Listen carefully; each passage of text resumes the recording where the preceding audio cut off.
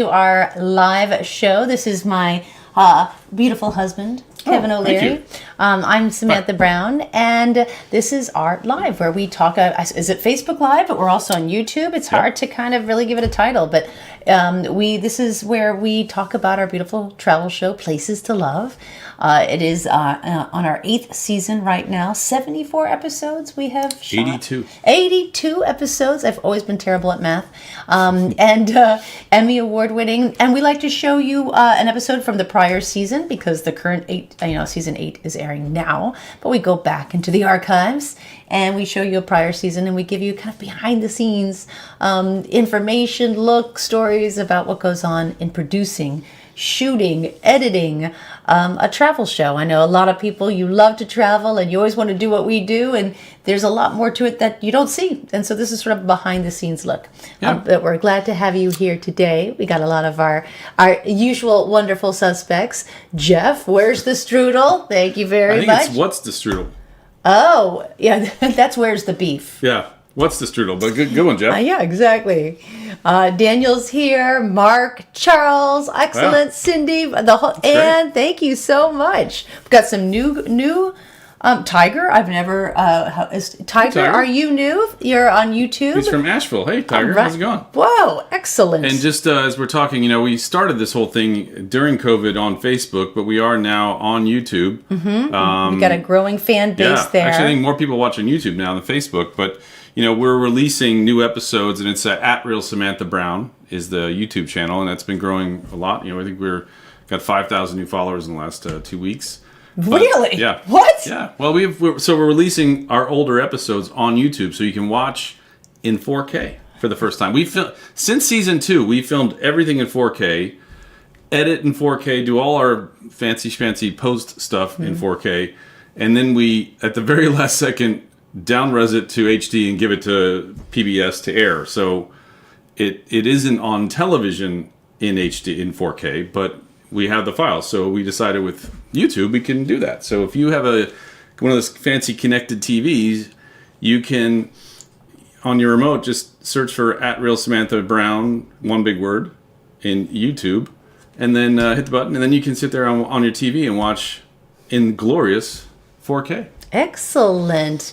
Joshua Escobar is from Missouri, the great state of Missouri. We were there filming this year. We're currently filming. Oh my God! Yeah, it won't be live, but it'll air soon. Our Route 66 trip. So we started in St. Louis. Do you say Missouri or Missouri? If you're from I feel like you need to be from Missouri to say Missouri. Yeah, because I did say Missouri. Yeah. But I felt like if I said Missouri, people would have tarred and feathered me, I guess. It's just like, I'm from Maryland, and a Marylander says Maryland. Maryland, yeah. But if you're not from Maryland. Yeah. If you're English, you say Maryland. Exactly. Yeah. I'm from New Hampshire. That's where I'm from, New Hampshire. New Hampshire. Yeah, I would never say New Hampshire. Yeah, exactly. David Dean is in the house. Oh my gosh! Well, it's going to be a special. Yeah, it's going to be a special night tonight. Good. That's for sure. Absolutely. Yeah, it's so true, David. Every time Kevin puts up that screenshot, I'm always just like, "Who's the mountain man I'm dating?" I'm just like, was I kidnapped? I was in a dark place in COVID. That was COVID. And my beard just got bigger and bigger. I became less interesting, and my beard became more interesting. I disagree. It was like it just sucked the yeah, but it really is long. I had no idea about that. Oh, sorry, I just realized what you're looking at. Those thumbnails. That's funny. And then I think we were in separate places there. Because hold on, I can zoom in on that. Hold on. Did one of us have COVID during that time when we had to separate? Hold on. Yeah, that was COVID. That was the live where I was like, COVID. If you don't shave that beard, I'm not doing the live with you. So we did it in separate rooms. That's great. That is funny. Anyway, this is back to work. COVID long in the rearview mirror. Yeah. I miss those days. Well, look at that. Your parents are here. Oh, yeah? All right. Bob, Carolyn O'Leary. Mom is still trying to get you on her computer. I have you all on media. Well, that's, Kevin's parents are struggling because Kevin's not there with them. Wow. Yeah. He's tech support for all of us, for all the other areas. Exactly. Hey, I mean, listen, today's news that began the day was just absolutely awful. And we're still all reeling from it. You know, the worst aviation disaster in the last, 15, 20 years. And it really is, I did a, quick, reel about it this morning because I was just I couldn't believe it. It's just something you don't expect to wake up and hear.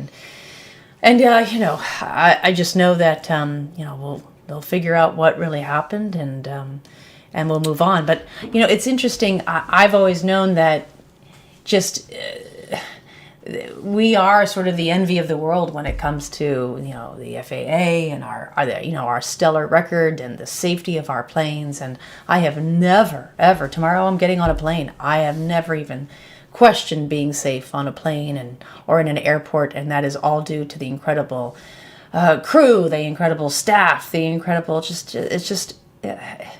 it was just so sad, and I just feel so sad for everyone involved, including and of course especially for the families who are dealing with a lot right now. But yeah, I just know sort of the travel world that I'm in. Everyone is really taken aback by this. It's still a hard moment to live through, and we will get through it. And let me tell you, it's always nice when we have this and we get to see you and our friends. So thank you so much for joining us, because I know for a lot of us it's kind of a difficult day. Yeah, it's things how travel, it kind of. It's important to all of us, certainly, the people that follow what you do and the show that we make. Travel is an important part, and flying is an important part of that. So, you can't, it's really hard to get from point A to point B without that. But, I think, there's, we were a few weeks ago, we were talking about California and the fires in Los Angeles. And, that's not top of mind right now, but it's top of mind for the people there. And, I tell you, I heard a statistic that only 98% of Los Angeles County was unaffected by the fires. 98%. So all those other businesses are open. The observatory is all open. The attractions are open. The Hollywood sign is there. There's Santa Monica Pier. Yeah, this is a pier. We're hopefully going there very soon. Yeah, we'll be there for the end of Route 66. Route 66, yeah. But all those places are open, and they rely on tourism, and it's tourism is an interesting force of good and change and all those things. And I think, sometimes you listen to the headline, you think, oh, I'd love to go to LA, but I can't. Well, I mean, all the things that you want to do are open, and it's a nice time to go. It's a really nice time to be in California right now. I don't know if you hear the wind outside, but it's just brutally cold here today. Yeah. So we were off last week. And one thing, just to mention that this is our last Facebook Live for a while, or YouTube Live for a while. We've done eight of these now, and it's been a great eight live events. But the reason we weren't here last week is that we had a week off because we had an awesome party to celebrate the new season. Yeah. And it was, I think we teased it 2 weeks ago about that party, and we had a great time. We get together a lot of the travel media that's in town in New York for an awesome event called IMM, and we have live music and great food and everything else. But my favorite thing is, honestly, one of my favorite things the entire year is that Sam and I get to go on stage and talk about our show. And Sam's used to be on stage, but I'm not, so I get a chance to say something. Stories of all the people that touch travel, not just the big resorts and all that stuff, but everyone, the smallest business to the tour guides, to the hotels, to everyone. To the people who've never been able to tell their story, we really make sure that whatever story needs to be told, the right person gets to tell that story. Yeah. So again, thank you, Luciana, thank you, Road Scholar, and thank you, On the Waterways. Thank you so much. Yeah, it was a great night, and we had a lot of fun. That again, all our travel friends were in town, and all these people are writers and influencers and have big following. And Jules there in the pink shot helped us for one of our episodes in Florida one year, and she's a good friend of the show. And you can see there's someone familiar in that group there. I don't know if anyone can pick him out. There was a little bit of a Travel Channel reunion that Mr. Adam Richmond A great Travel Channel reunion last Thursday. Yeah, of course, Adam and I know each other so well. We actually lived like within a mile of each other for a very long time. And I was totally surprised, though. I think you kept that from me, right? Yeah. Because when I saw him, oh my gosh, my heart just melted. Yeah, because you haven't seen him. I see him every year or so at different things. But I haven't seen him in 10 years. Yeah. I would think. And then also Anthony Melchiori. He used to have a show called Hotel Impossible. Yeah. And he's still doing shows. I forget where they air, but he's still doing hotel shows. And again, he was the general manager of the Algonquin? The Algonquin. Yeah, that's how so he just knows where all the bodies are buried.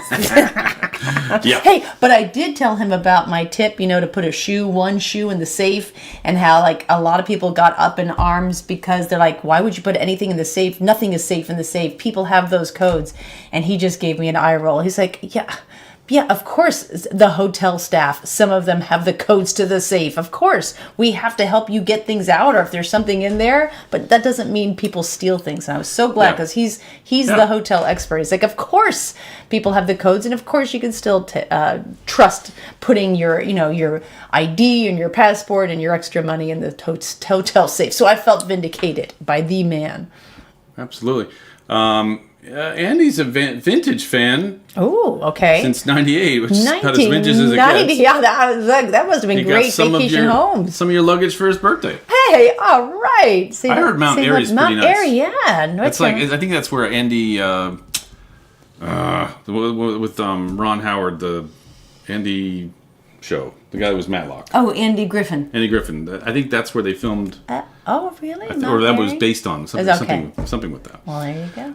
Thank you. But talking about new episodes and North Carolina, tonight at 7:00 Eastern, in North Carolina, our beautiful Crystal Coast of North Carolina episode aired, and it's rolling out. Most of the country is going to have it over the weekend. It's not over for everyone. Just North Carolina starts quite early in the cycle of things. But that's our 5th episode of the season, I believe, and we were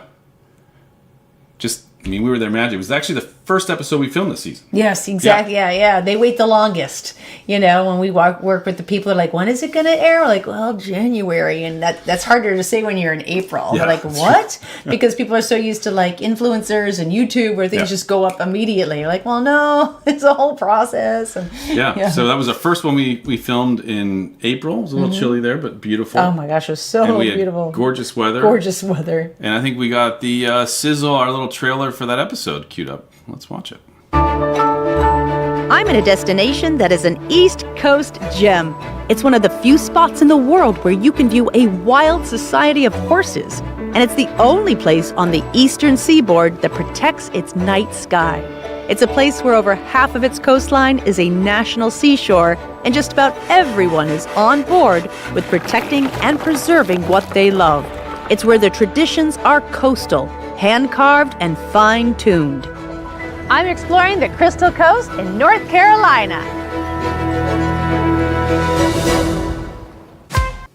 Yeah, that was a great shot. Yeah. And Lisa Blanton said she used to live in Morehead City. Really? Yeah, it's all there. It's Morehead City. It's Beaufort, that's right. North Carolina. Beaufort. It's Atlantic Beach, I think, North Carolina. Yes, and we went to Atlantic Beach. I think that's where that big pier was. Yeah, I think so, yeah. Yeah, it was really a lot of fun you can go make our drinks now. This is the before I do booze that, show. just the big question always says, well, when's it airing where I live? If you go to samb.tv, not .com, but .tv/watch, you can put in your zip code, and you can see exactly when that episode will be airing where you live.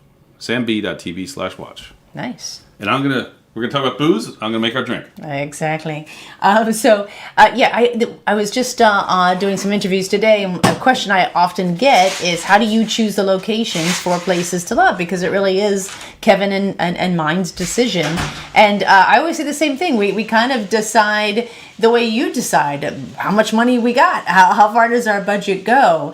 And also we want to show places that, okay, maybe you haven't heard of, so we try to pick that. And then if you have heard of them, maybe go at a different time of the year that they're sort of known for. So what I loved about Crystal Coast of North Carolina is I never knew that it had such a beautiful coast. I mean, I guess you understand it has the southern Outer Banks, but still I always think, North Carolina mountains, Blue Ridge, Parkway and the Smoky Mountains and, just around there. And so it was such a pleasure getting to know that part of the coast, of the East Coast. And they were telling me, I was like, well, I've never heard of this area.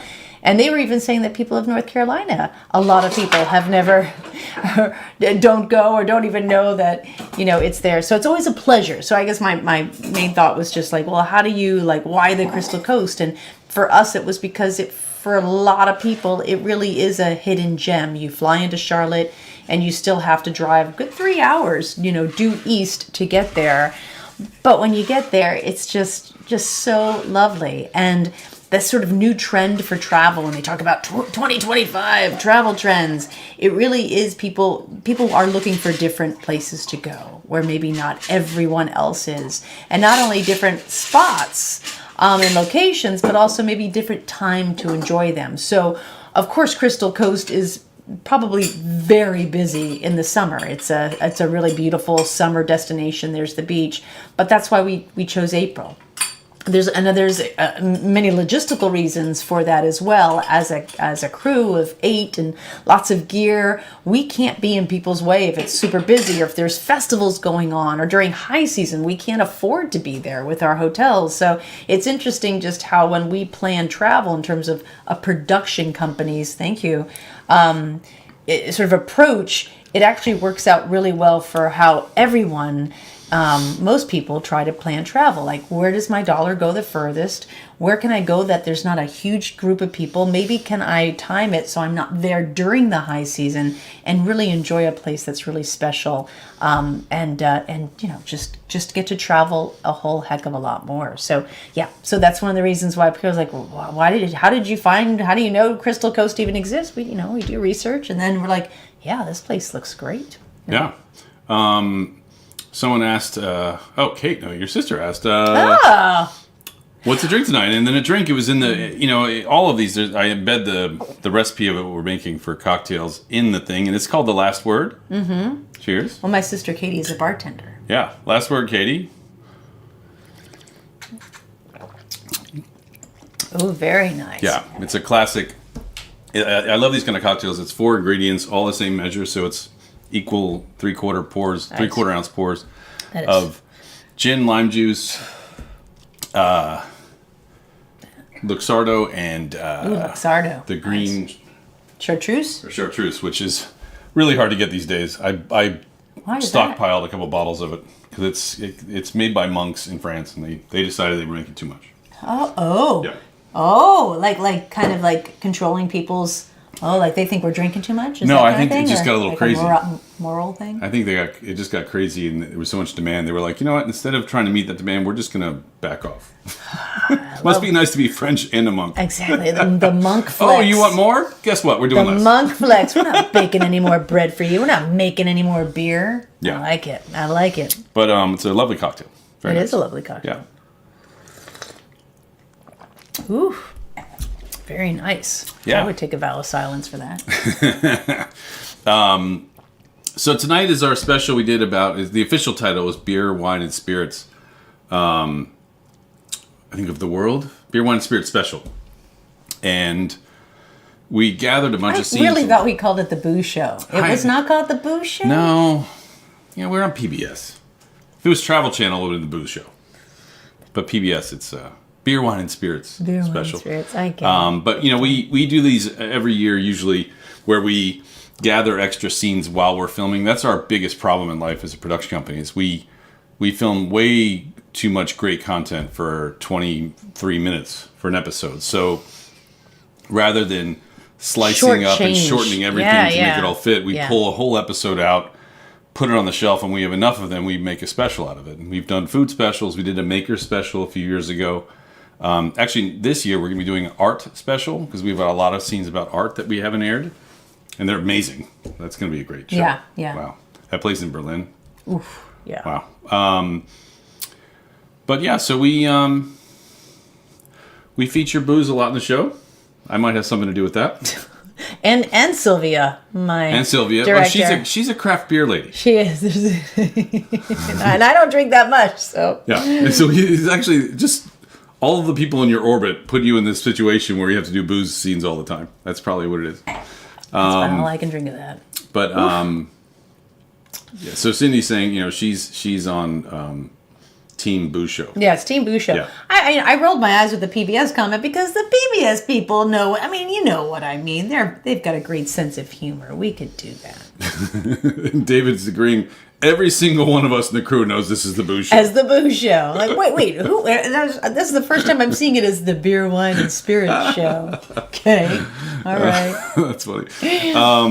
But yeah, so why don't we get into it? This is the episode that aired. Boy, it was March of last year, I guess, right? Yeah. Where for the which the Boo Show. Well, it was many of the episodes. We didn't go out. Oh, sorry, not last year. The year. Yeah. No, last year. This all aired last year. Oh, okay. Right. Yeah. Would you like to join me for a drink? It's on me. Woo! Grabbing a beer, meeting up for a cocktail, a glass of wine, or a cup of strong coffee. There's just something about enjoying a nice drink that tastes good and provides a mental boost as well. The travel experience has always put us face to face as well as nose to glass with beverages that do more than just quench our thirst, but convey the character of a particular culture and patch of earth. Wine is grown in the most beautiful places. Beer is drunk in the friendliest of spaces. And then there are the people who fixate on ingredients and alchemy to create something completely original. Still feeling it. So have a drink with me. It's all about beer, wine, and spirits on Places to Love. Could be our question. I'm Samantha Brown, and I've traveled all over this world. So I think we've got our question of the live. That's going to start some controversy, and that is, would PBS allow it to be called the Booze Show? Now we've got someone high up, and I'm telling you, the Booze Show would not fly. Okay, Daniel. Yeah, you're probably the N word on that one. Yeah, that's fair. But we could try. We could definitely This try. is fun. Our friend Bill Johnson, who's we've cruised with before, and we'll be cruising with later this year, is in New Zealand right now. Kia ora, Bill. How you doing, man? Wow. I bet it's you're having if you're having a single malt, is it like 9 a.m. there right now? Nice. It's the future, right? Yeah. Nice. Yeah. Well, it's the Boo Show. We had to celebrate. You had to celebrate, absolutely. Speaking of celebrate, our friends at Ama Waterways are celebrating right there. That's a nice little shot. The Budapest, the Parliament. Yeah, we remember that. Yeah. Ooh, there's a little bit of Venice. See, everyone drinks wine. See, let's look at all those people happily drinking some booze.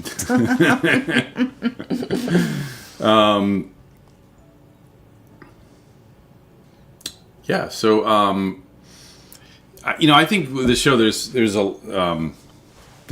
lot of things that we actually used in the season that probably could have fit in here, and that's something that we've always thought about. If we needed extra scenes, we could just reuse some of the things that we've done. That's so true. But we've never needed to do that because we've always had enough. We've never yet, after even 8 seasons, done a true compilation show. Yeah, it's true. Where you're sort of reconstituting and reusing and recycling older, scenes from other shows and kind of creating something else. And everyone does it. I used to do it all the time with the Travel Channel. It's just a way to, stretch the sauce, stretch the stew so you can eat a little more. It's just a way of, saving money. And we've never done that because we've always had plenty of great content like this. Is it just me, or is wine grown in the most beautiful places? There's Riesling along the steep banks of the Rhine, Chasselas grapes on the slopes of the Lavaux region in Switzerland. Wine is grown overlooking the city of Vienna or looking out towards the sea in Marlborough, New Zealand. I can see why people dedicate their travel to wine-growing regions alone. And if terroir travel is what you love to do, then your experiences wouldn't be complete without a trip down under to a premier wine-growing region in Australia, the Yarra Valley. At Yering Station Winery, the first vines were planted in 1838. Just being here, this is my first time in the Yarra Valley, and just seeing the beauty of this land and understanding that these vines are going to produce grapes that taste of this land. I mean, Yeah. that's all you ask for, right? When you're growing wine, it's just the terroir. Yeah, well, it's something that makes the Yarra Valley such a wonderful wine growing region. You've got a lot of hills, undulating hills, differing altitudes. We have continental climate influences, and we also have Mediterranean climate influences. My name's Brendan Hawker. I'm the chief winemaker here at Yering Station. It's family owned by the Rathbone family since 1996, and they have the vision of not trying to make the most wine, but just trying to focus on quality.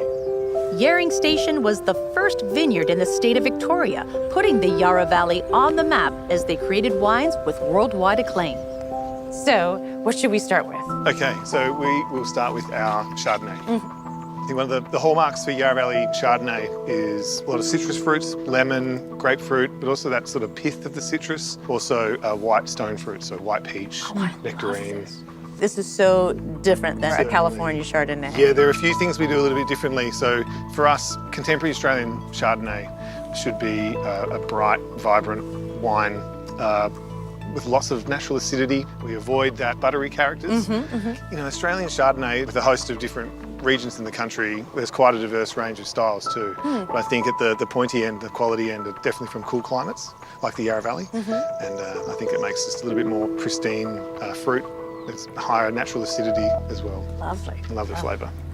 Pinot Noir is a notoriously fickle grape to grow, so Yering Station only makes this wine in years when the fruit is... I have to stop here because this is The a really background nice, is so gorgeous. It's just yeah. seeing that background, Yeah. and it just made me think about. I think every vineyard we've ever been to is just gorgeous. Yeah. I mean, we did a scene that'll air in a few weeks in Germany, in Mainz, Germany. Gorgeous. Here it was amazing. When we were in New Zealand, it was amazing. Yeah. That scene where you saw Samantha on like a gondola thing going up was in the town of Rudesheim on the Rhine. Gorgeous. I mean, it's just... Yeah. There's something like, Dan was saying he doesn't drink, and I totally understand that and respect that. You don't... Just being around nature. It's all, these are always beautiful places. You know? Yeah. And all the places in California. Did you ever go to Calistoga, that one... What was that awesome wine we used to drink a lot? Is the top of Napa Valley. Yeah, and Clopagas. Clopagas. Yeah, And they had this yeah. like Wow. amazing art there. Yeah, It was all- Clopagas. yeah. You need to buy me some more of that. Yeah. It's a little pricey, and the kids came and we couldn't get the pricey white wine those kids. anymore, so we get the cheap stuff, and it's fine. Yeah. I mean, this is why we love doing these scenes, because then I get to drink Yeah. award-winning wine. But just these destinations. Yeah. It's not about the wine. No, I It's agree. Just spending And the time food, outside. and they usually have really beautiful. This one, Yering Station had a beautiful restaurant, and we just wanted to do it outside, so we didn't focus on the restaurant. So you can go there and get an excellent meal and just be in a beautiful place. It's so true. Yeah. perfect. Being the chief winemaker at a vineyard that is well over 200 years old, you certainly want to add your own spin on things. What do you feel like you really bring to these wines? That We actually do our best not to get in the way of the fruit. So we really explore trying to find what techniques work best to help express that vineyard's true unique- potential. and its true potential. The Shiraz, blended with a little Viognier, demonstrates Brendan's ease with letting fruit express itself. It can sometimes be a little bit thin in the mid-palate. So what we do is we co-ferment a really small percentage because we want the Viognier skins particularly. Okay. And what that does, it helps flesh out the mid-palate, and it turns the tannin from a gravelly texture into something really velvety, and it helps to lift some more of the florals in the wine as well. Wow, so the Viognier is sort of this support animal, right? It is. that really helps the Shiraz to shine. It's like the jam in the donut. The Places to Love Donut Special sounds great, but we're still on beer, wine, and spirits. So let's switch Victorias, shall we? Oh, true. Beer, wine, and spirits. We didn't say booze. Yeah. You're right. All right. Yeah, no, it was just... That place is gorgeous. Wine was great. I was there about a month ahead of time. Unfortunately, we were just there in early spring, so there wasn't much on the vine at the time. That's the one. That's the one bummer about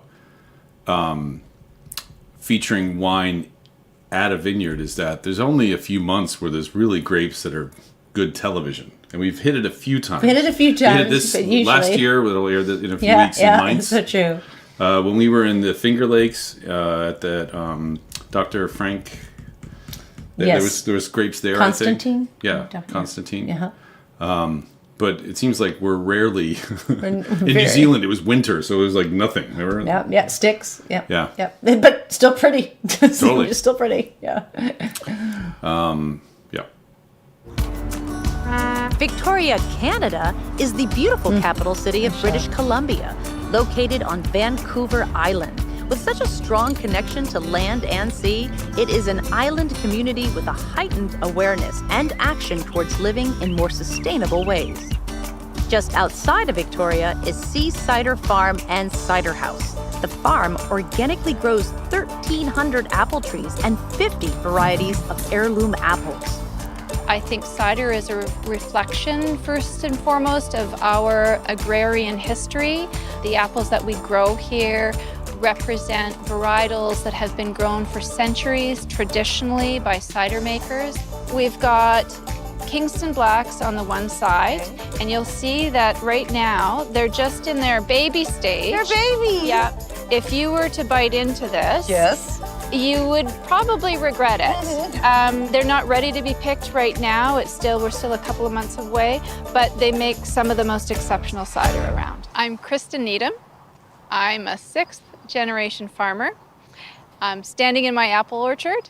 I'm the founder of Sea Cider, and I get to wear the title of Cider Master. We're really close to the sea, the Salish Sea here, and that helps to moderate the weather. Okay. So we don't get extreme lows, so we're not getting freezing conditions, nor do we generally get really high temperatures.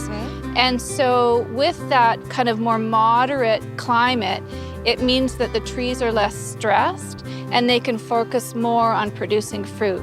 And that focus produces award-winning cider, including an estate cider, which is entirely grown, pressed, fermented, and bottled on property. The Cider House is a perfect place to enjoy the cider, looking out over the orchard, across the Harrow Strait that flows to the Salish Sea. She drinks sea cider by the seaside. So you'll notice that, first of all, the color of the cider is this deep amber. And that's a real marker of a traditional British style of cider. Whoa. Lots of astringency. So that bracing acidity and that astringency are real markers of a traditional cider. The Ruby Rose starts to bring on a little more sweetness. We've started by fermenting apple cider, but then we've infused the cider, in this case, with rhubarb and rose hips. Oh, I love rhubarb. This cider is part of the Canadian Invasion series, where proceeds go to raise awareness of the dangers of invasive plants. And that's just one example of Kristen's advocacy. Sea cider has been really an opportunity for me to bring together some of the things that really I'm passionate about. For example, food security and environmental management. We've been able to grow apples primarily for cider, but also, use our cider to support the work that other organizations are doing when it comes to environmental management and food security. It's not just about a single tree, it's about the whole environment that we're within. And it really speaks to not just the farm itself, but our whole community. And, we couldn't do this without the community that we live in. Cheers. Well done. Just want to do hats off to. Yeah. Oh, go ahead. No, sorry. say another beautiful place. I mean, Yeah. just seeing the strait there, I think it is, that from. Yep. That goes right into the Salish Yeah, Sea. yeah. Yes, beautiful spot. I love that she is 5th generation Yeah. farmer. I mean, Yeah. we love those stories and we look for them. There's certainly the people who are just starting out that are pretty incredible as well, but then there's the generational farmers that you just hats off, because clearly to have it year after year to grow things, it's really in her blood. But I wanted to give a hats off to our sound man, Chad Findlay. Yeah. I mean, you can tell the wind is whipping. This is just kind of behind the scenes, but when she's talking directly to camera, he's got the boom, and it's just beautiful. You just hear her. Like usually, the mics are taking hits, and you can hear that wind all the time. And I just realized, wow, it's just his sound is beautiful. Yeah. It's interesting that, I know a lot of people that don't drink beer but love cider. Yeah. Mm-hmm. Yeah, I mean, and our friend Stacey Hawkins from Houston, she loves it. Yeah. You know, it's a few other people. Tiger from YouTube there is saying his favorite. Do you like traditional ciders, Stacy and Tiger, or do you like it when it gets a little sort of I don't They know? can get. they Get, I think the nice way to say I think the correct way to say it is very dry. Dry, yes. Borderline sour, yeah. where it's just like well, they are the sours, right? Yeah, Wouldn't that be the beers have sours too. Beers, okay. But it's interesting when I went through the whole flight of the ciders they make there. Some were really sweet, like too sweet, but I think other people would like that. And then some are really dry and sour borderline. And I, it was like, boy, I like the taste of it, but like I couldn't sit there and drink a whole glass of it. It was just too much. I like that. When she gave me the first one, I liked it because I actually like dry more than sweet. Yeah. But so I thought that was pretty, and the traditional cider, which I loved. It's great. And it was interesting that the apples they grow for cider, you can't eat them. They're disgusting. They're super bitter. They're just it's just an interesting thing that you think of an apple like, oh yeah. Yeah. Oh, like, nice Honey Crisp. Yeah. There are some cocktails which you can actually pinpoint when and where they were originally invented. Here in County Limerick, Ireland, the former site of the Foynes Airport Terminal is today the wonderful Flying Boat Museum. And on one stormy night in July 1943, one of the most famous comfort drinks in the world was spontaneously invented. The Irish coffee was invented here. Yes, here in this very building. That's incredible. The flight was turned back on this particular night because the weather had changed. And of course, the staff were called into work to look after these poor passengers. Joe Sheridan was the chef, and he decided on that particular night, really on a whim, that he'd cheer them up and he'd warm them up, and he put a little drop of whiskey in their coffee. One American said to Joe when he tasted it, he said, is this Brazilian coffee? And Joe, the chef, said, no, this is Irish coffee. So Irish coffee began. Wow, and there's a very specific steps to make this drink. That's right. First step is we must heat the glass. So you have your spoon there, and we'll put the spoon in because, of course, the spoon will take the heat and prevent the glass from cracking. Oh. There you go. Thank you. And we're warming the glass so that the cold glass doesn't also kind of make the coffee exactly cold. Exactly. Perfect. I like that little trick. It gets harder as we go along. So we'll put in 1 spoon of brown sugar. Now this is just a little tip for you. Some people at this stage, they put in the whiskey. But we don't because we have a nice hot glass now. We want to keep it that way. So we'll put the coffee in next. Well, if the Irish don't, then I'm not going to. So don't forget now to leave enough room for your whiskey. Don't put too much coffee in, bad mistake. Now give it a stir because you want to dissolve the brown sugar, and that helps to keep the cream floating on top. Because of course when it's made and completed, you can't stir it then. Okay. You must drink it through the cream, yes? Because you don't want to mix the cream in with the coffee. It shouldn't be blended. It should look like a pint of Guinness. So here we go now for the main ingredient, the Powers whiskey. It's 1 measure and 1 measure only. And it goes, give it a good shake. And if you feel like it, bend your elbow. Bend your elbow. At this stage, all those years ago, when Joe Sheridan was making his Irish coffee, he remembered the words of his boss, the restaurant manager. And he said to him, Joe, you must remember, everything must have eye appeal. Eye appeal. So with that in mind, he decided to float some cream on top. On the back of the small spoon, he poured the cream onto the spoon, onto the coffee gently. So this was originally just to give the drink a pretty look? Yes. Ah, that's one of my favorite parts of the drink. And there you go. We've only 1 more step now. We have to lift our glasses and say to each other, Sláinte. Sláinte. Cheers. Oh yeah, ready to get back on that plane. Yeah, I loved that. I love learning about the story of Irish coffee, but also where we were, which is right there on the River Shannon, which was an original runway of those airboats and the first transatlantic flight. And oh my gosh, it was such a phenomenal museum because to even think about what passengers went through. Crazy. And I think it was something like $10,000 in terms of what it would be now. More than that. Yeah, It was like Frank Sinatra Yeah. took these flights, and it would start from Gander. Is that where? Well, I it think would every go flight over? It would go from New York, or Boston, whenever went to Gander in Newfoundland, and then straight across. then to Shannon, and then from Shannon to London or Paris, London, or okay. it went kind of That's from right. there. That was the summer route. In the Yeah. winter, they went down through the Azores and around. And Oh up. my gosh! But the weather was under so the good. weather. Yeah, and we fly under the over the weather. weather. So Yeah. once you get up, you're fine. They were that's- dealing with all. And I think that's the first time I had ever heard that saying. Under the weather. I'm like, oh, okay, because they had to fly under the 10,000, and so they were just in it, so it would be awful. And so this was just a flight that it was so bad, and that they had to wait for the waves to bring them home. And they had to then when it was finally safe, they met. And so the crew, the passengers were just leaving. So it wasn't like they were landing and coming in. They couldn't get out, and they waited hours and hours. And so they were, their nerves were frazzled, as you could only imagine. And that's how the Irish coffee was born. So The crew on that plane was like 9 four people. pilots, Exactly. 4 pilots, and at least 1 navigator, maybe 2, and then there was an engineer that would be fixing the engines while they were flying. They could get to the back of the engine from in the plane with big cans of fuel, like big tank, big 55-gallon drums of fuel. Oh my gosh! Ugh, it just blows your mind. Yeah, That's how yeah. they dealt with things back then. But it's funny, when I first went there, when I was scouting the show a month ahead of this.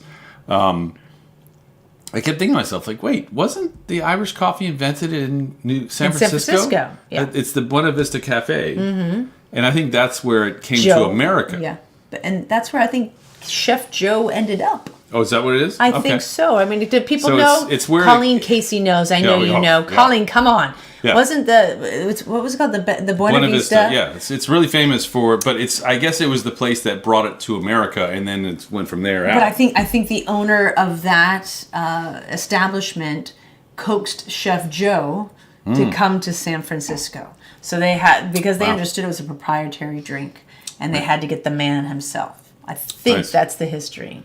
If I'm wrong, you didn't hear it from me. We're waiting for Colleen. I know. We're gonna wait. Colleen's our San Colleen, Francisco come on. expert, and waiting and waiting. Oh, wow. Yeah, they were strong. They were strong people back then making those flights over there. It was just That is fantastic. crazy. Yeah. These are rice fields, and they're the fundamental source for a beverage that isn't a beer, a wine, or a distilled spirit. It's sake. And in Forest Grove, Oregon, just a short drive from Portland, you'll find Sake One. Established over 30 years ago, it's one of the first producers of high-quality sake in America. How long have people in Japan been drinking sake? More than 1,000 years. 1,000 years. Yes. A lot of us coming through your doors Right. have no idea. Right. And we are very intimidated by it, right? There are words we don't know, don't Right. understand. Right. The bottles are beautiful, but what do the words and the bottles and the colors mean? Does it begin with rice? Is that Yes. where it all begins? Rice. My name is Takumi Kuwabara. I'm a sake brew master at the Sake One. This is the koji rice. This is the most important things to brew the sake. What does koji mean? Koji can provide of the enzyme for the fermentation. It's kind of mold. It's the mold, right? Yes. Right. So yeah, we are always struggling to make the better quality of the koji. That makes better quality of the sake. What do the percentages on the rice mean? So 90% means the 10% outside of the shell is the polished. Okay. 58 means 42% is the polished. And the 40% means 60% polished. So this is what remains. All the rest has been polished off. Yes. So basically you're milling the rice. Right. And that's an important step in sake. Right. It's actually an essential step in the brewing of sake because the more a rice is milled and the more of what they don't want is stripped away, the higher the grade of the sake. That's where these percentages come in, and that's the core of what happens here in Forest Grove. So I'm kind of understanding sake now, but something tells me tasting it will help me remember. Will you pour me some Sure. and then go through the tasting notes? Sure. We're gonna try the Joy. Yes. Okay. G-Joy. This is the 58%. Okay. And using the different type of the yeast. What does that mean? Sake yeast have many type, like more make the high alcohol, but this one is a little aromatic and more the full body. Wow. Lots of fruit, lots of flavor. Love the acidity. Boy, that's beautiful. Momokawa, the second sake I'm trying, has the same percentage of milled rice, but the different yeast and koji give it a completely different flavor. That's almost salty. Yes. It's like the seacoast right there. I cannot believe the different varieties of flavors in sake, and I think that's where the education comes in, because for us, we just hear sake, and then so we think, oh, it's just across the board, and it's like thinking wine is all the same. And finally, the Naginata. It's a small batch limited sake exclusive to Sake One's club members. Do you want to join? Just to smell, and then you can smell that's fine, it. Okay, yeah. all right. I drink a lot already, so every day. I need to catch up. Sure. What you say? So is it the same as wine? Do you swirl it around? Sake, the aroma is very kind of sensitive. So if swirl too much, then all aroma is gone in the air. Okay, Yeah. so it's different from wine, because this was so bright and sweet in the nose. Right. And then when I tasted it, it was warming. That's the general feeling I have. Yes. My mouth just is now warm. But so you yourself are responsible for this taste. Yes. That's why the company put my name on it here. Wow! Your story checks out. You're on the bottle. Well, I feel very privileged. Yeah, you can tell I'm getting slightly more and more tipsy because I'm just talking it up and I'm chatting. I'm like, and then you do this. Like, I can tell that I'm not. I wouldn't say I'm not drunk, but like, I'm loosening up.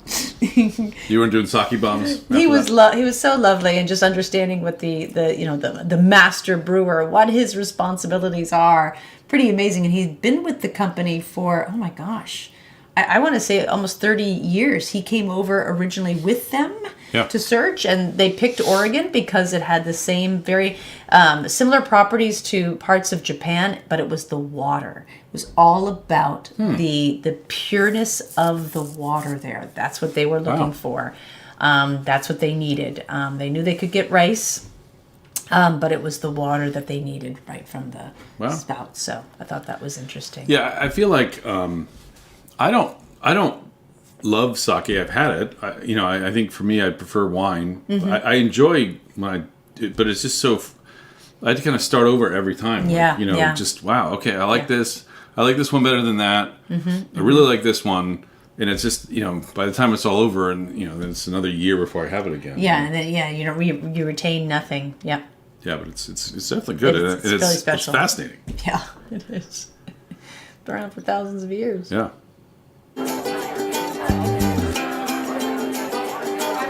It's fair to say I've gotten to sample a lot of beers all over the world.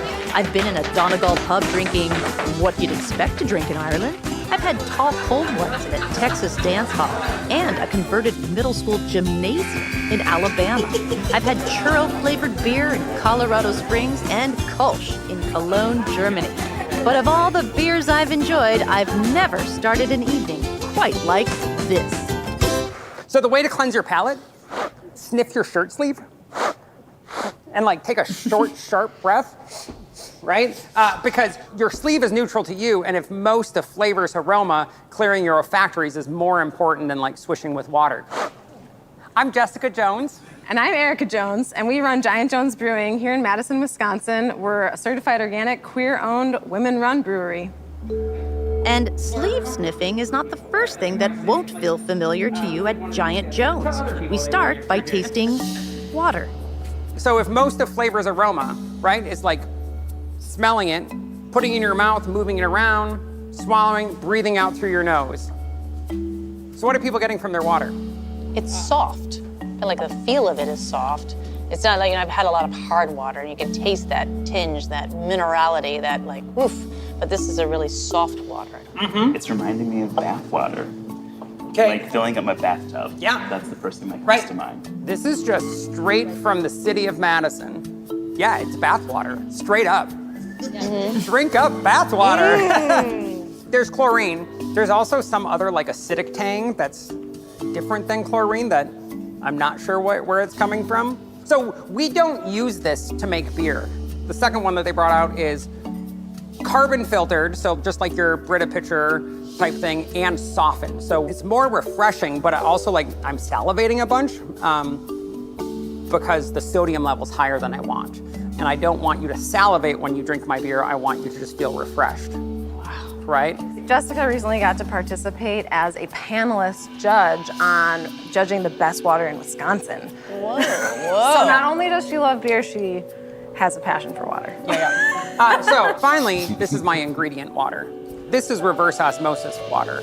So this is like when you go to the store and you buy a bottle of water or you like do the bulk fill, this is what they're giving you. And so in Madison, we've come from 700 grains of dissolved minerals to about 7. Wow. So like I've now removed the sodium, I've removed the rest of the carbonates, and like this is sweet, it's just crisp. Like I'm not salivating, I'm not dried out, I feel refreshed. And so like now I've got my blank canvas to make beer. I see. You've stripped everything away, all the aromas you didn't want, Yes. with the water to get the one you do. Yeah. Giant Jones Brewing pays special attention to tasting the beer in different ways. Jessica and Erica believe that pairing it with chocolate helps you discover its nuances. And finally, we get to the reason we came to a brewery. We're gonna start with the darkest beer because the color of beer tells you what color it is, and that's it. This idea that you need to taste from the lightest color to the darkest color is absurd. You need to taste from lowest impact to highest impact. So the blackest beer, what are you getting from it? Good shirt sleeve sniffing. Coffee? Getting tobacco. Tobacco? Great. Chocolate, tobacco, which is one of the defining things of Baltic porters. So we're gonna go to your lightest colored beer now. I'm not gonna tell you what this is, I'm just gonna let you perceive it. It's tropical fruit, like a mango. There's like a Calvados thing going on, like not American apple brandy, like. Yeah, the true French, right? May I just say something? Yeah. Your beer is phenomenal. Thank you. It tastes so good. Right, we're going on about notes and we're getting very studious, but I just want to say, good job. This is fantastic. Compliments to the chef. Thank you.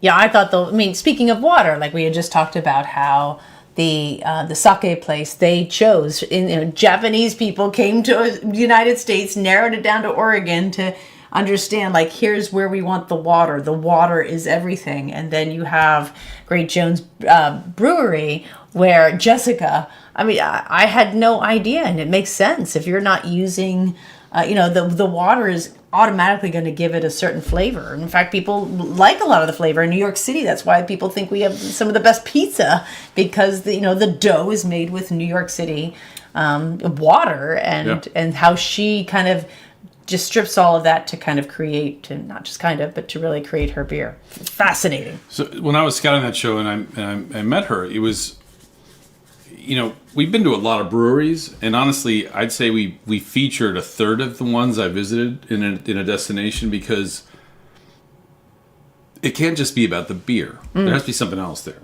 And when I was kind of told about their whole tasting thing and that they start with water, I'm like, wow, I've never heard that before. And that they're organic. Yeah. I think they're the only people we've done who've done organic beer. Yeah. But it was just this idea that and they were explaining, like, we taste the water. We taste this kind of water. We taste that kind of water. Because, beer is mostly water at the end of the day. And I was like, wow, that's a whole different look to something that we've all, most of us have been to a brewery. We've seen all the machinery around and had some beers made there, which is great. But like learning a lot more about something was a different look, and I love how that worked out. And David, our editor, said this is a really hard scene to edit because it was a 2-hour lesson of a lot of things, and it has to be in the end 3 or 4 minutes of those 2 hours. So picking out those things, and again, it was the water that I thought was the most interesting, and I think it is. Yeah. It's just this idea that it's not, these things don't happen by accident. When people really value the craft of what they do, everything matters. And in this case, the water matters. So let's taste the water, and that's a component. That's a major component of the beer. And it's really interesting, I think. Yeah, absolutely. That was a long sequence, and everything she was saying was fascinating. I remember David working with that through that with you, and just like, okay, because then when you start to cut, and this happens to me a lot, like I cut things away and then I've just missed the main part. Like we just talked about this in an episode we're just editing right now. It's like, well, you never actually, does he define what you're there to eat? I'm like, oh my gosh, of course he does. I just edited it out because I'm chopping away, and then all of a sudden you're like, oh no, we just took away the most important. So it's really helpful when more, I do, David and I work together, but then Kevin comes in, and then we have other people watch it and be like, well, that didn't make sense because why would you? Oh, okay. So this is why it was so important, because it was a 2-hour scene. So then what becomes the most important thing? I thought that the sleeve smelling. So I'm like, we have to start the scene in that because that's really odd, and I love it. And I think I believe that was the first. That was either the first or second episode we filmed that year in Madison, and I think it was this scene that made us think, well, hold on, for us to do that scene justice, we need to be this big, but because it's part of the Madison episode, we're going to have to make it this big. And it's not going to make any sense because you have to chop so much of it out. So let's take the whole thing out and let's do a booze show. I'm sorry. Food, wine, and spirits. Beer, wine, and spirits. Beer, wine, and food. But yeah, anyway, it was a great scene, and just indicative of how awesome Madison, Wisconsin is, and how much Wisconsin values beer. What? Oh, so. What are we looking at? Oh, okay. I'm sorry. We can put it there. Okay. All right. Good stuff. Yeah. Collinsville, Illinois, just a few miles east of the Missouri border, may have a deserved reputation as the site of the world's largest catsup bottle, but it's also the site of a relative rarity in the spirits world, a combination brewery and distillery. Collinsville happens to be the horseradish capital of the world. And what does that mean? Collinsville, the area grows over 60%, closer to 70% of the world's supply of horseradish. What? Right here in the Mississippi River bottoms. And so just down the bluff from here, we grow these. So these are the roots. You export this small town in America, Illinois, exports most of the world's supply of horseradish. Wow. Who's the biggest buyer? It finds its way in a lot of wasabi. Okay. Even though wasabi is a cousin to the horseradish, a little bit different root, but you can't really tell the difference.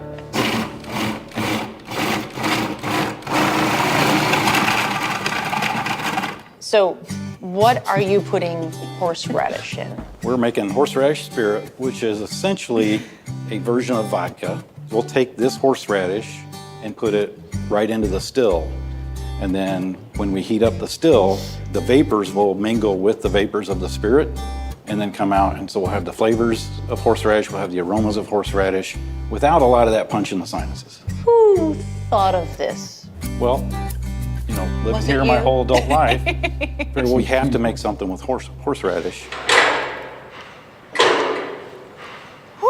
It's potent. That's cured my hangover before I even had one. So just literally dump it in? Yep, just dump it in. Oh, that's fun. Is this your favorite part of the job? Oh yeah. Yeah. This is great. So the vodka is already in here. Okay. It's hot. Yes. Am I doing it right? Oh, it's fine. I just got to get in there. Oh, I see. Now I'm in. Okay.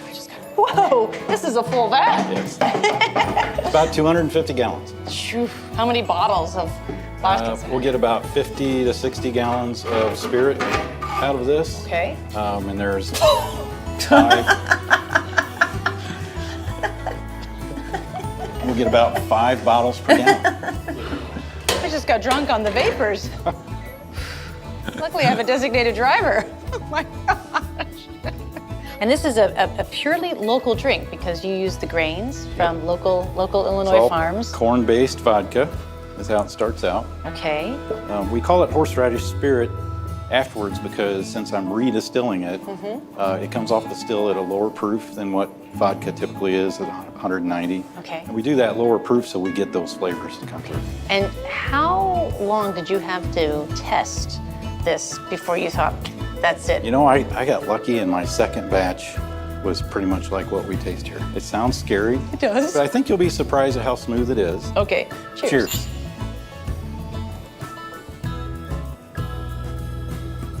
I like it. I like it a lot. Actually, ooh, that's gonna be really nice in a martini. Yeah. Ooh, go down. Oh, still feeling it. I'm gonna saddle up to your bar, and I'm gonna say, I'll have a shot of horseradish vodka. And people will be like, she's cool, right? Absolutely. I'll just get instant respect in these parts. That's in Collinsville, absolutely. Derek says he's trying to capture the spirit of Collinsville with his creation, and that is the essence of all great brewers, winemakers, and distillers, creating a liquid sense of place that, when poured, creates a timestamp to a moment, a meetup, and a memory. I'll drink to that. Oh, that's nice writing. Sometimes I surprise myself.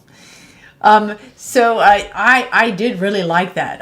There's It was so good. I love spicy. I love horseradish. I mean, my gosh, I feel like that's why I love cocktail sauce. Like I could eat cocktail sauce just directly. Yeah. So it works. It really works. And I'd like more of a spicy or bitter, and even the bitter flavors more so than sweet. I'm not a big sweet liqueur Vera also loves it. She puts tons of horseradish in her cocktail sauce. Yeah, exactly. Yeah. Right, with the shrimp. Yeah, I've got to have that. It's like tartar sauce. No. I think the cocktail.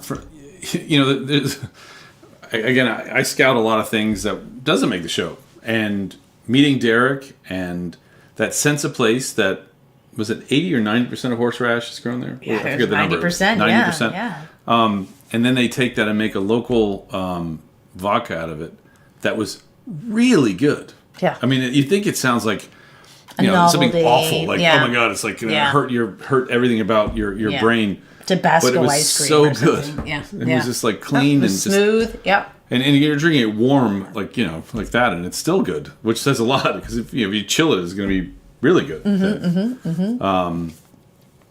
But I had a great night, just kind of sampling all the things they do. That place is interesting. They actually have a brewery on one side and then a distillery on the other, which is pretty rare, I think, to do both those things. It was a really cool town, and I wish we could have showed it more for our Route 66 special, because that was where.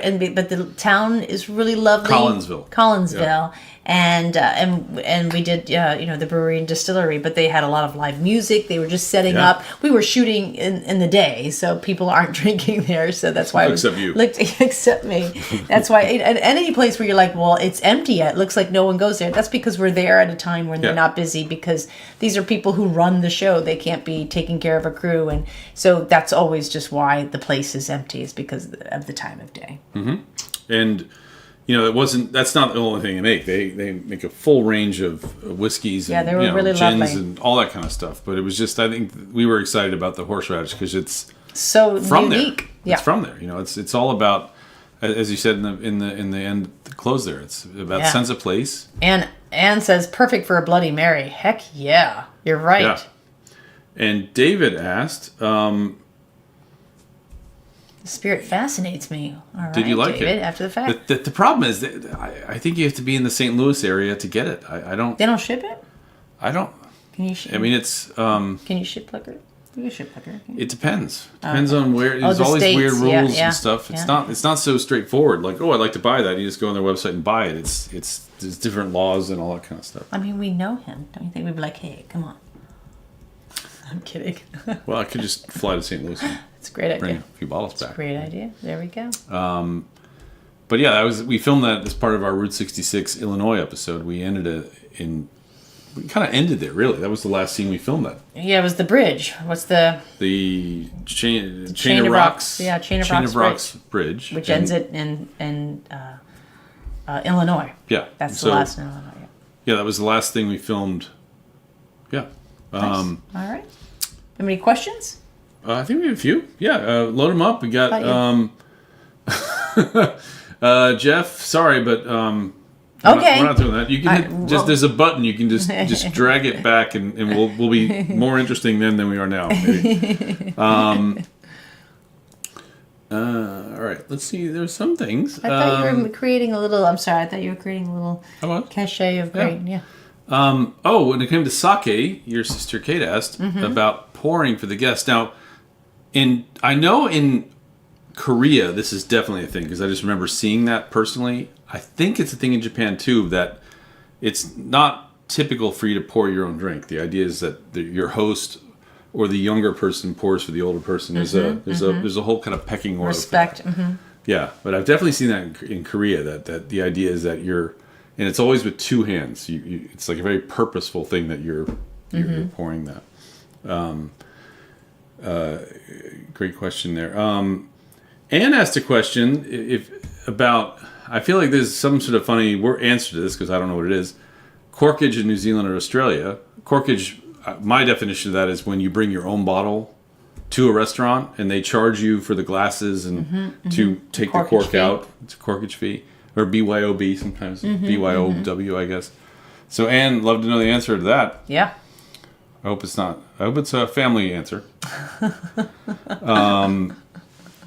Lots of cider fans. A lot of cider fans. Oh, Bill. So Bill, our good friend Bill, is doing, I think, a cruise all through Australasia or something like that. And he's in Dunedin, New Zealand at the moment. It's 3 o'clock and he's drinking whiskey, which is, that's I think he's doing it to celebrate us.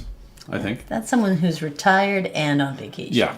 And hopefully we'll raise a glass with you in June on our Alma Waterways cruise. Danube. On the Danube from Budapest to Bucharest. Can't wait for that. But yeah, the 3 wineries. And there's all kinds of wineries in the Yarra Valley. It's really cool. And it's just an hour outside of Melbourne. It's great.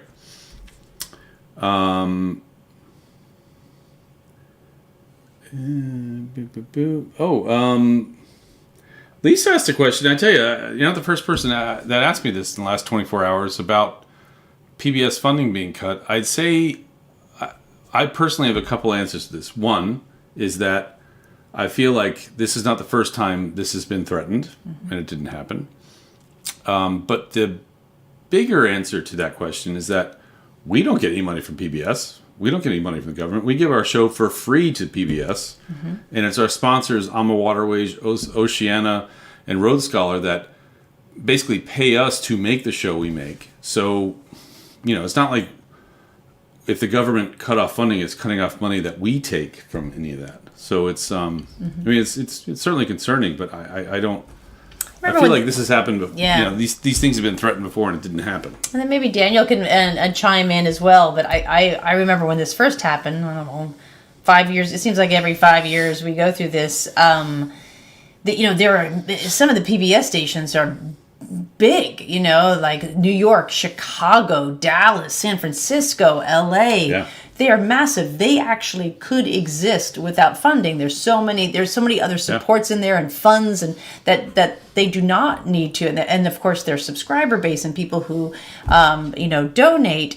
It would be the rural places. Yeah. It would be these smaller towns and tiny cities and people who would really use PBS. And not like the cities don't, but you might be hurting the wrong people. I know a lot of people have problems with big cities. We don't. I love big cities, but we would be fine. It's the people who don't get access that really need it, and that would be in the more rural environment. So hopefully it isn't, because can you imagine not having Sesame Street? Yeah. I mean, it's crazy. Someone asked if we knew Rick Steves. I forget. I don't know if you... Yeah, did you have that lined up anyway? Because Right. Are you Speaking of PBS... Are you guys good friends with Rick Steves? Absolutely. We love Rick Steves. We love Rick Steves. He is... He is the best of us. Yeah, he really is. He's... You meet... You watch his shows. You're like, oh, he seems like a really nice guy. And then you meet him, and not only is he a nice guy, he is so... funny. Life of the party, Rick Steves. He is life of the party. Yeah. He just gives back to his community in ways that he never even talks about, that we find out about. Yeah. So oh my gosh, does he walk the walk, talk the talk, and he's someone who deeply cares about the world we live in. So not only are we good friends with him, we love him. Yeah, we are very fortunate to be friends with him. It's true. Yeah. Barbara, speaking of, she loves your show so much and wants to buy your luggage. Speaking of luggage, good timing. Sunday. Sunday, I have a big TS on HSN. Today's special, and you own the day Sunday. I own the day. I'm on basically in a 24-hour period. I'm on 10 of those hours. Yeah. So you go on at midnight, and I go off at 2 a.m. and you like power sleep, and then you go back on at 9 a.m. and it's crazy, but it's a lot of fun. And I'm really excited because I have a brand new piece of luggage that's kind of new in the luggage industry. And I don't use this to plug my luggage. But it is cool that it's trunk style. Has anyone heard of trunk style luggage? It's only in the larger pieces, like your 30 and your 26 inch, but instead of being rectangular, it's now cube shaped. And because it's cube shaped, it opens with a 30-70 split as opposed to a 50-50 split, which, if people have that, a lot of people complain that the lid becomes really heavy to lift and then it takes up twice as much space. And I love it. I have changed the way I travel because of trunk luggage and because you can pack it now like a true trunk, and I don't even unpack anymore. I have my suitcase totally arranged, so I just pull out outfits. It's just we've used it. I used it during the Route 66 road trip where we're checking in and out of hotels. Yeah. 10 times. 10 days, 10 hotels. 10 hotels. It was great. And it was wonderful because it's hard to live out of a suitcase, but not so. So I'm more excited about this real new change in luggage because I know a lot of you go on long trips, extended trips. You're gone for 2, 3, 4 weeks at a time. And this is phenomenal. Yeah. So really excited about it. And I think there's some honesty there. Otherwise, we'd have all kinds of graphics and links and stuff. We don't. Yeah. Sunday, starting at midnight Eastern, all day Sunday on Home Shopping Network, you can tune in and find Samantha and see exactly what she's talking about. And it is a phenomenal price. Like the average price for trunk style luggage is like $600, and ours is under $200. So I'm really excited about that. Funny story. Vera said that about our cocktail that's gone now. It's called The Last Word. That she loves gin. Funny story. My mom hated gin. Had a bad experience when she was young. I won't say what age, but when she was young. It's tough being 10. And never drank it again for a long time. I won't say how many years. But I made this cocktail, this exact one. There's a little left in Sam's there. The Last Word. And now she's a fan. That's nice. She's back. Oh, that's right. That was that. Yeah. It's been a lot of years, but she's back to gin. And God help us. But no, it's good stuff. I love it. Lots of things here. So Colleen did weigh in about that she said that she thought that it was the Irish whiskey, the Irish coffee was invented in San Francisco. And again, I think the people at the Buena Vista Cafe, bless them, I think they co-opted something that happened in Ireland and brought it over, and that's fine. It could be the first place in the U.S. It just doesn't make sense that it would happen in San Francisco and then end up in Ireland, right? Mm-hmm. She's checking. By the way. I am. I'm checking. Google, which is absolutely. Oh, I never thought about checking Google. That's interesting. Wow. Today, the Buena Vista uses Joe Sheridan's recipe. Okay, so maybe that's the catch, is that since they both had ties to Joe Sheridan, they both could say they were the original. Blah blah blah. But it started outside Shannon Airport. Yeah, it did. Trying to think. Oh, this is good news. I didn't know this. That Rick had prostate cancer. He announced that he's cancer-free. Yay! I didn't see that. Oh, that's wonderful. That's great. That's great. That's finally some good news, right? Yeah. Lots of people love PBS. Rod Zilla over at YouTube loves it. Says, thank you, Mrs. Brown. That's you. Mrs. Brown to you. Lisa lives in a rural area. That's what you're saying. It's again, the New York station for PBS is massive. Be fine. Yeah. They have 5 stations. Yeah. If 3 of them go off the air, there's still the 2 left. It's these rural areas that will be really hurt by that. Yeah. And as Dan said, Create is part of the PBS system. Anyone watch our marathon over the weekend? We had 10 episodes that ran on Create. That was a lot of great shows for that one. Yeah. Yeah. That's That's what happens at all. Yeah, Mr. Rogers was the reason PBS. Yeah, exactly. I remember him. I remember seeing that. I mean, at the time I was too young, but just recently saw the footage of that, and that he really changed things around. So who's our Mr. Rick Steves is our Mr. Rogers. I'll go too. I'll testify in front of Congress. I will not. For reasons I won't get into. He's wanted for other things. Anyway, how do we end this broadcast? Yeah. I'd be in front of Congress saying, and we did a booze show, and then they would cut all the funding. That's right. They have one of those big cards. Samantha Was this Brown. you with the booze Brown, show? Did you do a booze show? Is that what you called The it? staff are holding the card in the background. Booze. Oh, we got trouble. Right here. Jeff has a question about Create. Create is it's kind of both in a way.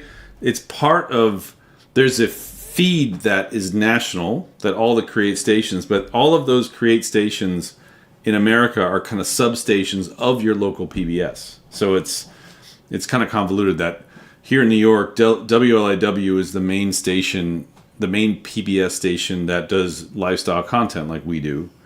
And they kind of handle the Create feed separately, but it's we love Create. Create gives us such great distribution. That's people see our show. Yeah. Talking about booze. Julie asked if there's any ouzo lovers. Now, I do like, because I like licorice, so I like ouzo. Yep. Yeah. Yep. I do. We're going to Greece in August. Mm-hmm. I will remind you of that. Hey, we're at a bar we're at a taverna in Greece. Hey, Sam, why don't we get some ouzo? I'm going to need a few Greek sailors. Line them up. Let's do some shots. Hey, there's some sailors. Let's do that. Talk about our fishing days off the island of Crete.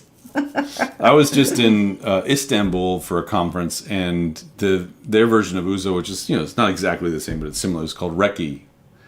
And it's kind of a similar thing where you can't just get a glass of it, you have to get the bottle, and then the whole table has to finish it. So. Yeah. Well, isn't like sambuca the same thing, right? Sambuca has a lot of sugar. Licorice? Oh, okay. It's a liqueur than a thing. But it's basically, if you took ouzo and put sugar in it, it's kind of sambuca. Nice. Wow. Okay. So yeah, we're talking about this weekend. So actually, starting today was our 5th episode, which is the Crystal Coast. Mm-hmm. Just kind of in order, because this is our last broadcast for a while. A week later, we have our episode 6, which is awesome Traverse City, Michigan. Beautiful. Another beautiful episode. Weather was spectacular. There's some booze in that one, by the way. There is. Yeah. No, actually, celebrity booze. We have our celebrity booze. That's right. You gotta find out who that is, but that's fun. It is celebrity. And then we go back to Germany to Mainz, Wiesbaden, and Rothenburg. More booze. Yep, more booze. And then we go to the Black Hills of South Dakota, which is gorgeous. No booze on that one. No booze on that one. No booze. And then our final...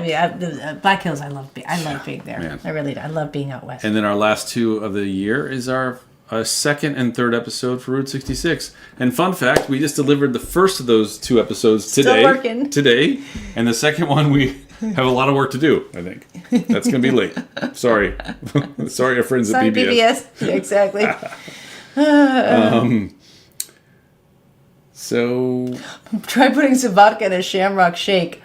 That's not a bad idea. Let me tell you. I feel like that could be the low point for somebody. Yeah, I love a good Shamrock Shake. I haven't had one of those in a long time. Like, my life changed when I realized I need to do better after I put vodka in a Shamrock Shake.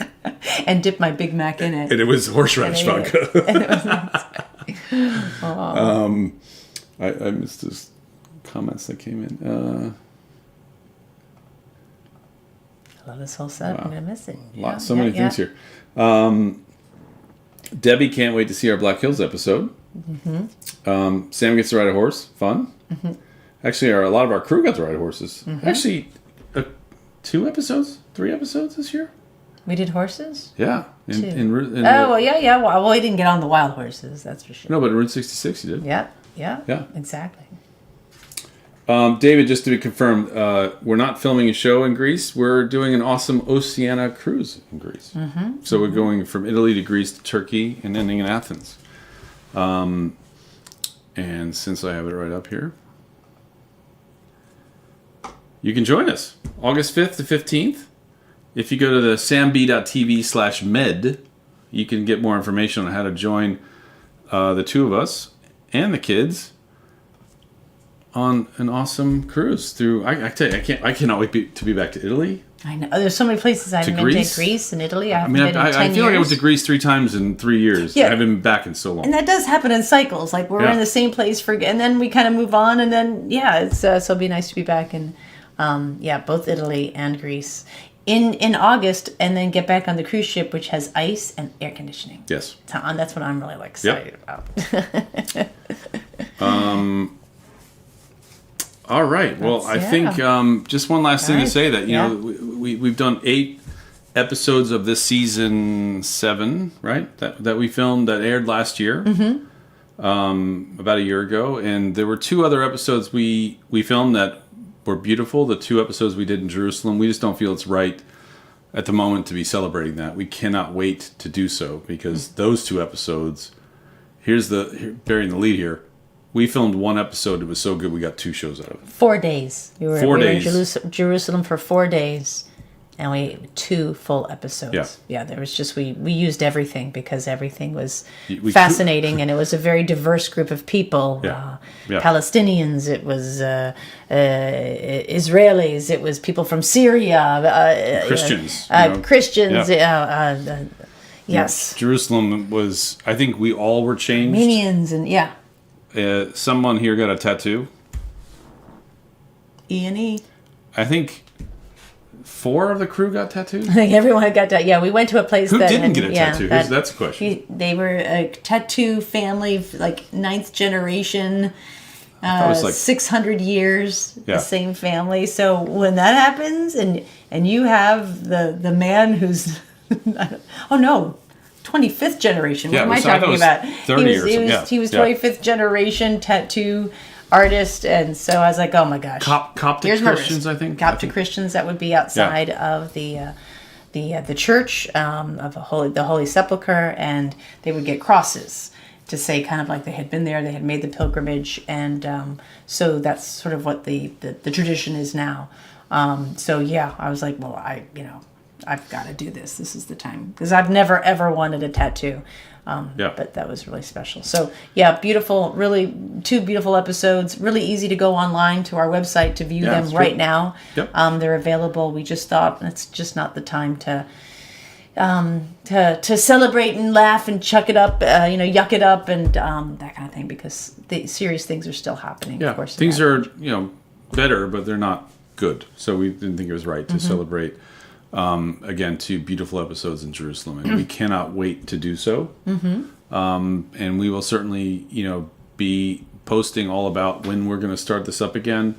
If I had to guess, I'd say probably in late November, December next year, like we kind of always have done. Maybe if things work out and we feel strongly that the internet's okay, I would love to do some live stuff on our cruises with the Amur Waterways cruise in June.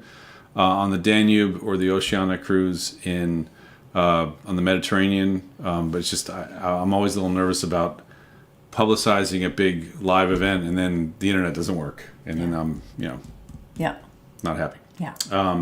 So anyway, thanks everyone for joining so much. Thank you so much. It's been a lovely time with you. Thank you for tuning in every Thursday or whenever you could. It's just always such a joy again to strengthen our community. You've always been there for us, and it's just nice to